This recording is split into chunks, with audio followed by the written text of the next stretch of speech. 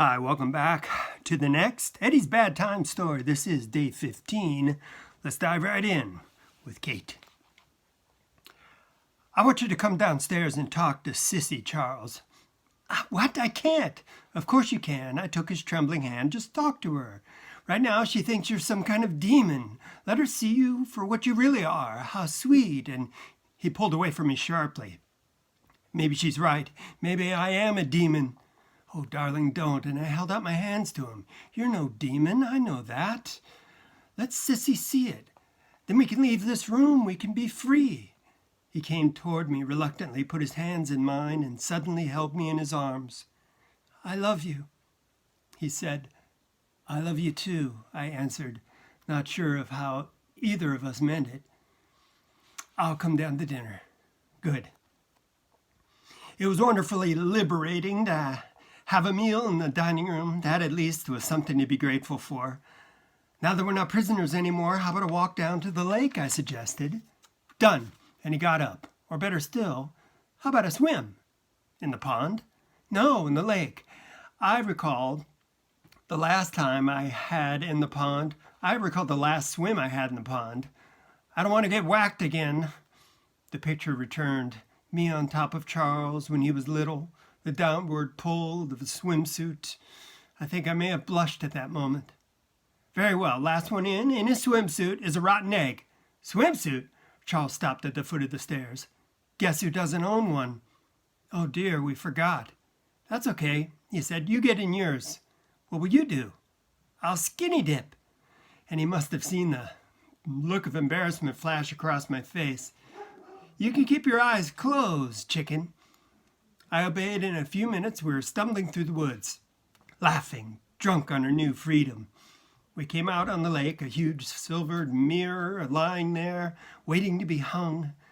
Yes, I was more than a little poetic that evening, what with Sissy apparently assuaged to some degree, and the cell door closed behind Charles and me.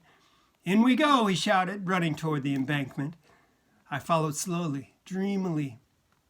The setting was perfect, the night warm, the stars everywhere.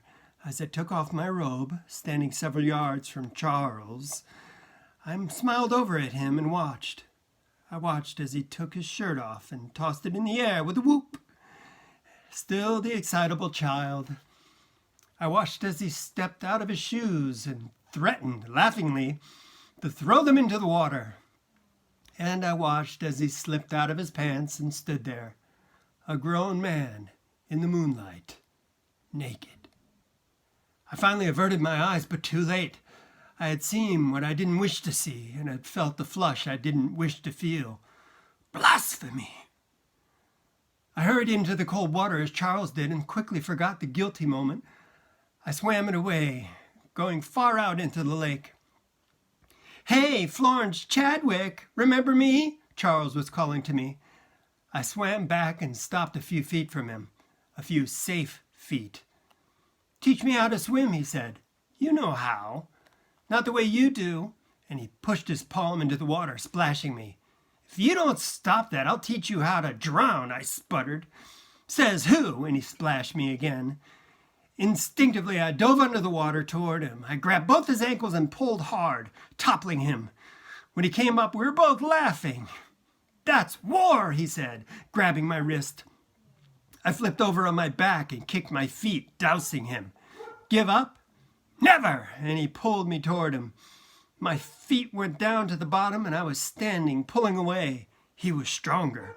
Now you'll pay, he said, and pulled me easily into his arms. I felt his body on mine and we froze. Then realizing what we were doing, I said in a voice far colder than I intended, Let me go. He released me quickly. I'm going in. I'm cold. I'll go with you. I left the water and went to my robe, putting it on while facing away from him. I started toward the woods. He caught up with me and I entered the path, and we went through the woods in silence.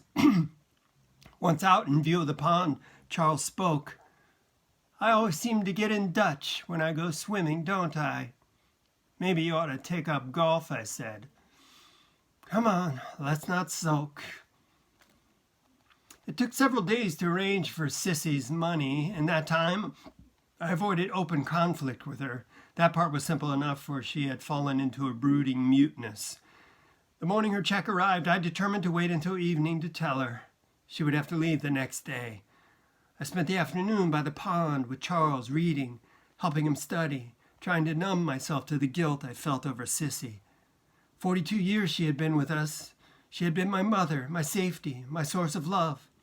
That night, Sissy and I sat across the kitchen table from each other for the last time, and she told me about my mother. And that'll do it for tonight's edition. See you next time for the next.